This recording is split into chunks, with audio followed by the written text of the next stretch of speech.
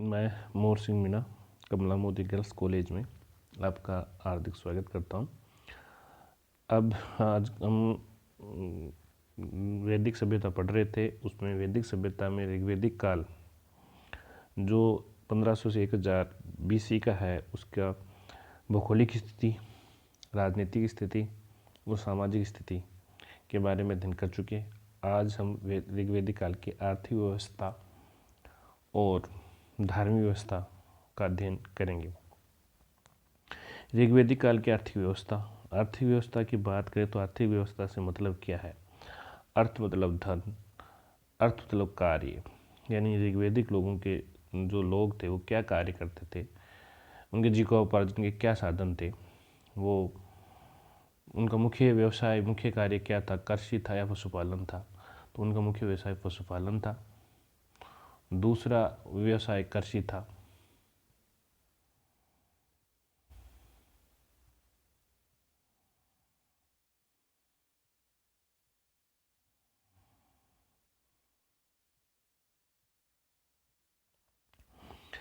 ये ग्रामीण अर्थव्यवस्था थी। इस अर्थव्यवस्था का मुख्य आधार पशुपालन, मुख्य पशु गाय, घोड़ा, ये पवित्र पशु माने जाते थे। इसके अलावा ऋग्वैदिक लोग बैल, भेड़, कुत्ता ये पालते थे। ऊंट तथा हाथी से भी परिचित थे। बाघ का उल्लेख यानी व्याघ्र का उल्लेख ऋग्वेद में नहीं है, तो इसकी जानकारी उनको शायद कम थी। सबसे महत्वपूर्ण जो पशु था ऋग्वैदिक काल का वो गाय माना जाता था। दूसरे स्थान पर घोड़ा था। ये मुख्य व्यवसाय था पशुपालन। दूसरा व्यवसाय, द्वितीय व्यवसाय गौण व्यवसाय कृषि था, खेती था। ऋग्वेद में कृषि को हीन कर्म बताया है। पूरे ऋग्वेद में केवल 24 श्लोक में ही कृषि का उल्लेख मिलता है तथा 33 बार कृषि शब्द मिलता है। तो कृषि शब्द कितनी बार मिलता है? 33। कितने श्लोक? 24, और ज़्यादातर पशुओं से संबंधित है। ऋग्वैदिक देवताओं से पशुओं की सुरक्षा हेतु प्रार्थना भी की गई है।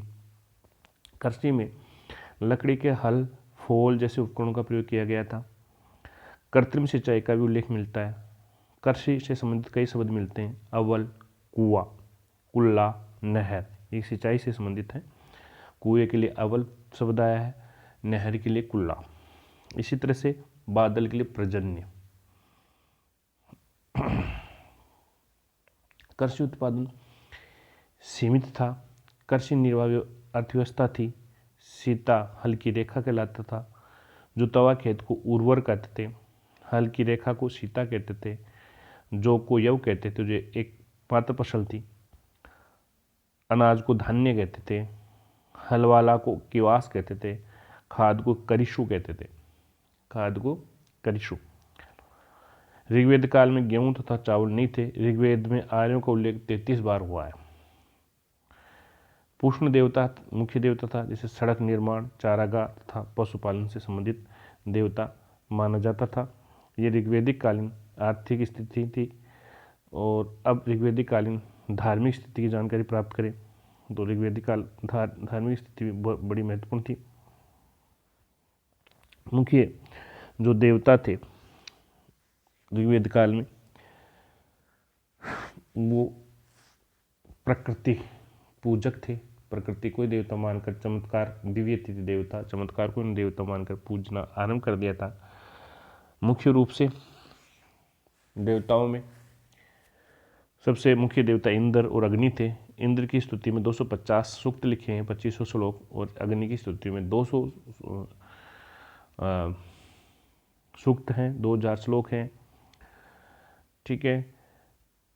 इंद्र को वर्षा और युद्ध का देवता माना जाता था। अग्नि देवताओं को आहुति देने वाला, वहाँ तक आहुति को पहुँचाने वाला देवता था। अतिथि माना जाता था। ये मुख्य जोर उस काल में दिया गया था देवताओं पर।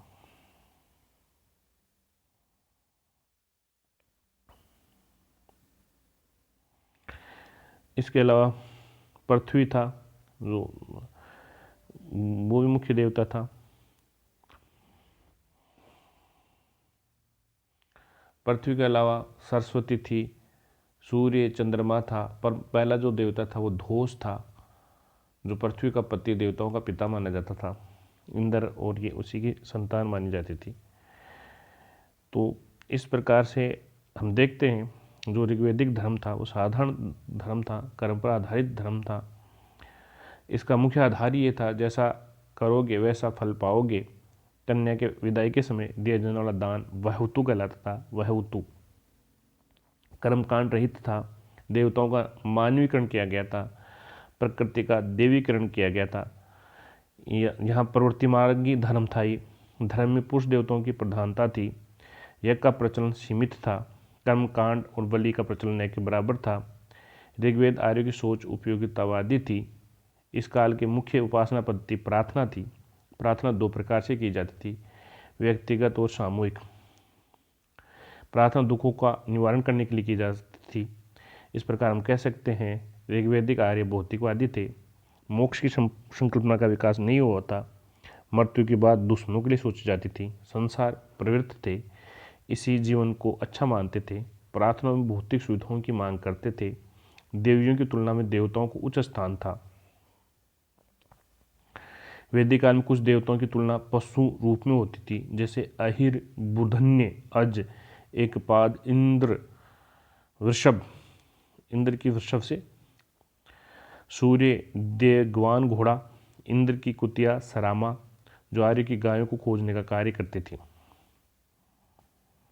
पशु पूजा इस काल में नहीं होती थी।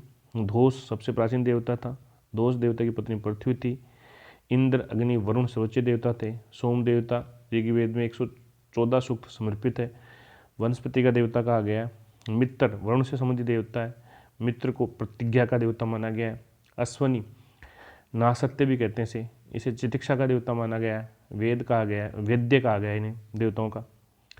मरुत को आंधी का देवता, यम को मृत्यु का देवता, पूषण को सड़क चारागाह पशुपालन का देवता, विष्णु 3 कदम वाला देवता, इनका संबंध यज्ञ से था। रुद्र अनैतिक आचरण से संबंधित देवता माना गया। ऋग्वेद काल की देवियाँ उषा, निशा, पृथ्वी, सरस्वती, अरण्याणी जंगल की देवी, उर्वशी, अप्सरा, आदित्य देवताओं की माता आदि देवियों के नाम मिलते हैं। ऋग्वेद में ऋषभदेव, अधिनाथ तथा अरिष्टनेमिका नाम का भी उल्लेख है। सबसे महत्वपूर्ण देवता इंद्र था। दूसरा महत्वपूर्ण अग्नि था। तीसरा महत्वपूर्ण वरुण था, जिसकी स्तुति में 30 सूक्त समर्पित है। ये जल का देवता था। इन्हें राजा असुर भी कहा गया है। इसे ऋतस्य गोपा, ऋत नैतिक नियमों का संरक्षक। वरुण के विशेष प्रकार का देवता जो प्रार्थना या यज्ञ से प्रसन्न नहीं होता। इनको प्रसन्न करने के लिए जीवन चरित्र भी अच्छा चाहिए। क्षेत्रीय दानव देवताओं को 3 भागों में बांटा था, आकाश के, अंतरिक्ष लोक के, भूलोक के। आकाश लोक के वरुण, मित्र, सूर्य, उषा, पूषण, विष्णु, आदित्य, अश्विनी। अंतरिक्ष लोक के या वायुलोक यम, मरुत, इंद्र, रुद्र, पुरुण्य, वायु, वात, आप, प्रजापति, अदिति। भूलोक के सरस्वती, पृथ्वी, अग्नि, सोम, बृहस्पति, अपानपात, मातृश्वान और नदियों के देवता आदि रूप में माने गए हैं। ऋग्वेद के कुछ प्रमुख शिल्प उद्योग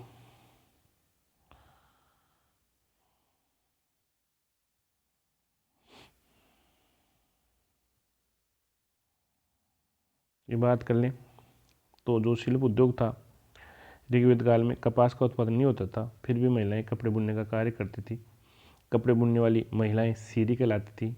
ऊनी कपड़ा मुख्यतः बने जाते थे। चमड़ा तथा सूती कपड़े पहने जाते थे। चमड़े का कार्य करने वाला चर्मन, लकड़ी का कार्य करने वाला बढ़ैया अथवा तक्षण कहलाता था।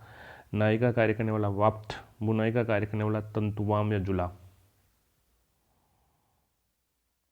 धातुगिरी का कार्य 3 धातुओं की जानकारी वैदिक काल के लोगों को थी, सोना, तांबा और कांसा।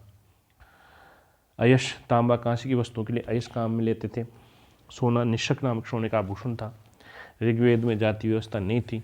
अनश्य बलिकृता एकमात्र कर देने वाला वैश्य था। व्यापार वाणिज्य, व्यापार से पणि नामक अनार्य जुड़े हुए थे, जो अपनी समृद्धि के बावजूद कंजूसी के लिए प्रसिद्ध थे। इनका उल्लेख आर्य के शत्रुओं के रूप में किया जाता था, क्योंकि ये लोग आर्यों की गाय चुराते थे। ऋग्वेद के अंतिम भाग में व्यापार वाणिज्य के लिए एक स्थायी वर्ण आ गया, जो वैश्य कहलाया।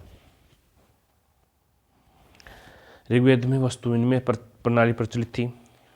सामान्यतः इसके लिए गाय, निष्क, सोना, सोने के आभूषण ये काम में लिया जाता। इस समय मुद्रा प्रणाली का विकास नहीं हुआ था। अष्टक्रणी, शतदाय जैसे शब्दों की जानकारी मिलती है। आर्यों को अंकों का ज्ञान था। 5 ऋतुओं से परिचित थे, शीत, ग्रीष्म, वर्षा, शिशिर, वसंत, लेकिन हेमंत ऋतु से परिचित नहीं थे। सूद ब्याज पर देने की प्रक्रिया चलती थी। दास प्रथा समाज में प्रचलित थी, लेकिन दासों का उपयोग आर्थिक गतिविधियों में न कर घरेलू कार्य में होता था। कुछ नाम हैं उनके आज के नाम। उर्वरा जुते हुए खेत को कहते थे। लांगल हल को कहते थे।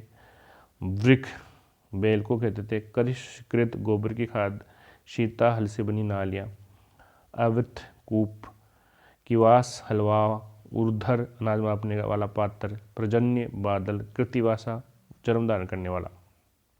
बेकनाट सूदखोर ऋणदाता थे जो बहुत अधिक ब्याज लेते थे, उन्हें बेकनाट कहते थे। ये था ऋग्वैदिक कालीन सब संस्कृति। अब हम उत्तर वैदिक संस्कृति का कल चर्चा करेंगे। Okay, thank you.